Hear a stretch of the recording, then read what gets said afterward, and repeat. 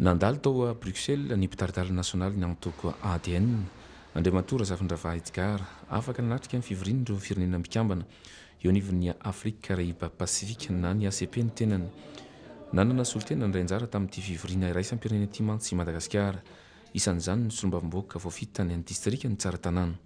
Fa tany toerana ihany ny mpitaridala ny antoko ADN dia nitsidika ihany koa ny fobe-toerana misy ny vondrona Eoropiana. Nanararaotra ny eona tamin'ny parlementaire Eoropiana ny tenany, nidinika tamin'ny Mantoux Ole Christensen ny azony Madagasikara fa matsimbola amin'ny alalan'ny tahiry Eoropiana momba ny fampandrosoana ny FED izay nisy fiatoana. Fa taoriana tany a Bruxelles dia niazo ny tapany avaratra Eropa ny mpitaridala ny ADN.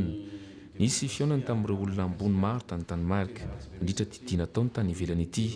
Anisan'ireo olona niaona tamin'Andriamato Edgar Zafindrava ny mpitondra teny ny antoko Vestre Mikael Astrup, ny antoko eo amin'ny fitondrana any Danemark amin'izao fotoana izao.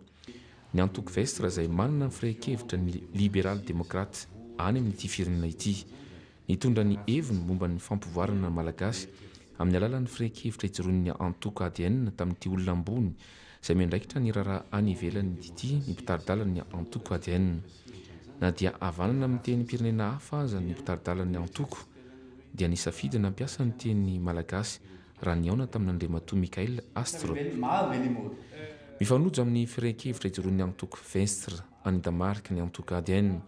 Tsy nisalasala ny tompon'andraikitra ny antoko naneho ny fahavononany sy ny faniriany ny hiara-iasa amin'ny ADN. Fa mbola noraisy ny bentanan'ny Copenhague ihany koa ny mpitaridala ny antoko ADN tany Danemark tamin'izao dina taona tany ivelany izao. Efa manomboka maka toerana tanteraka eo amin'ny sehatra raisam-pirenena ny antoko antoka sy dina nosy